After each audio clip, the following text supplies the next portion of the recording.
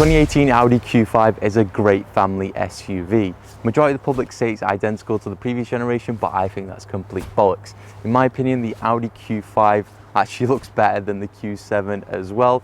In fact, I would go as far as saying that if you are in the market for a Q7, then don't buy one, buy the Q5 instead, because it's just as big. And if it's not enough space for you, then get the Audi Q8. Anyway, this review is not about the Audi Q8 nor the Q7, it's about the Q5, so let's begin this review. That brings me on to the model variant that I'm currently reviewing, and it's the 2018 Audi Q5 S-Line Quattro with the 3-litre diesel engine producing about 282 brake horsepower and 487 pounds-foot of torque. 0 to 60 time is around 5.8 seconds, and it tops out at 147 miles per hour. So it's a bit of a German weapon, and honestly, it probably will have most of the highest performing German hatchbacks on the road. This Audi comes with the on-demand Quattro system that analyzes the road in front of you to check for its condition through that camera right up there, whilst also monitoring your steering and acceleration. So in most cases, this car is in two-wheel drive form, and as soon as you take it off-road, it switches to all-wheel drive in a fraction of a second, which is some pretty clever stuff. In terms of price and running costs, a similar car to this can be found in the 30 grand region. Car tax will set you back £165 per year, as it emits 452 grams per kilometre of CO2, and it has a fuel tank capacity of 65 litres, and it averages about 45 miles per gallon, so it's not that spenny to run. When the Q5 first came out, you were able to download an app called Audi Connect, and it allowed you to view your vehicle status, remote lock and unlock your car, check where it is, and get theft notifications. But I can't see it on the App Store anymore. I think it's had a name change to My Audi, and I highly recommend you download it because it's got a bunch of features on there that I will personally use. Given this is the S-Line version, the Audi Q5 comes with a few equipment highlights. Here are some of them. Sporty S-Line styling and badging. It has LED front and rear lights with dynamic indicators, and front sport seats with S embossed on them, and finally a perforated gear lever. Although these wheels may look good, they are diamond cut, and according to Audi, that means it's a pain to maintain. In fact, Audi in their brochure goes as far as saying that these wheel surfaces, if I could get this correctly up, do not have sufficient corrosion protection and may be permanently damaged by road salt or something similar, which is crazy to think. In terms of the boot, you get a nice powered tailgate, and that opens up to 550 litres of space. And I thought that was quite a lot, but seeing it in person doesn't actually look like that much. Anyway, you do get some nice tearing points, netting, and this car does come with some nice LED lights as well. And one more thing to mention, this car does have the £350 freeway split seat, rear seat option, but I honestly think that's a bit of a pointless option. Go for the two-way split seats and save £350. I don't think you could option it anymore, but you know what I mean. Moving over to the interior of the Audi Q5, and the biggest changes from the previous generation can be most evidently seen here, because the infotainment system is super quick and the graphics chip for it looks great. If you are old school and still have CDs you listen to, then don't worry, because Audi does actually provide you with a CD player in the glove box, and I do like the positioning of it because it's nice and hidden and not in the main half of the interior. And on the subject of glove boxes, let's talk about storage. And storage space in this car is really good. There's plenty. I mean, it's just typical Audi to have loads of storage, so there's nothing to worry about on that front. One thing I've noticed when I was flicking through the drive selects is that you get 6 different modes to choose from, and they are off-road, efficiency, comfort, auto, dynamic, and individual. Who knew you needed 6 different drive modes? There you have it. Since this car is now 5 years old and it's done about 50,000 miles, what is the interior condition like? And I have to say, it's pretty good. There isn't many scratches around here. The aluminium still feels quite nice.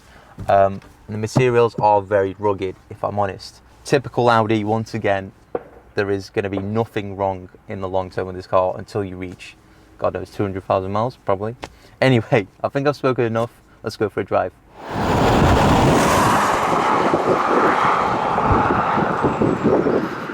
Right, going for a drive in the 2018 Audi Q5. I'm going to hit the A19 first of all. You know, best dual carriageway in the world. Plenty of speed cameras on this road, so I've got to take it easy. Anyway, as for the Q5, now, the owner next to me, Jack, has driven many Q5s. He drives many cars, in fact, sorry. he hasn't driven many Q5s, he's driven the previous generation, but he says he prefers the older Q5, the drive of it, to this one. And I am yet to get a gauge of that. I can't remember the old, well, I can't remember how the old Q5 drove, but yeah, I need to hit some country roads to see what he means. First impressions though, initial impressions, it's very smooth. It's so refined, it's very quiet. You can't hear anything. And we're in efficiency mode right now. Just got up to 70. It hides all the bumps very well. And in terms of fuel economy, I did say it gets around 45 miles per gallon at least. Well, this car on its long-term memory is showing 33 miles per gallon, and that is probably due to in-town driving. So yeah, the type of driving you do really does impact your miles per gallon in this Q5.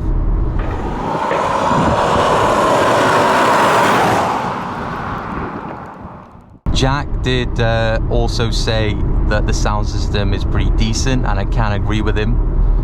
Don't think you really can justify upgrading to the Bose or whatever this Audi sound system comes with, because it's good as standard. The mirrors are very nice in this car as well. I mean, they are a little bit sharper than the older Q5 and a little bit narrower, but still, field of view is great.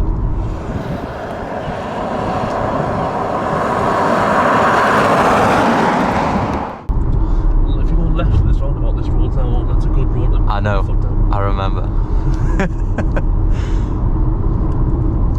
So we're gonna get out of efficiency mode and hop straight into dynamic. Yeah, let's go dynamic. Cheers.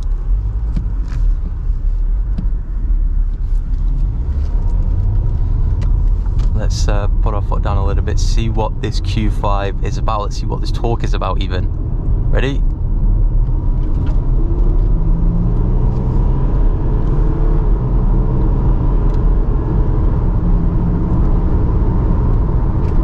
Christ, you don't really notice the speed. We were going pretty fast there. On camera, it's probably gonna look like we were going 40 miles per hour, but that was fast.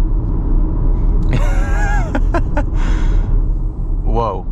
Okay, that's it does really disguise its speed really well. Most cars the car's rattling. This is planted. One thing I could definitely confirm is that this steering wheel is a massive, well, actually wouldn't say it's not like a massive upgrade, but it does feel nicer than the one in the old one. So that's the in-depth torque review on the 2018 Audi Q5.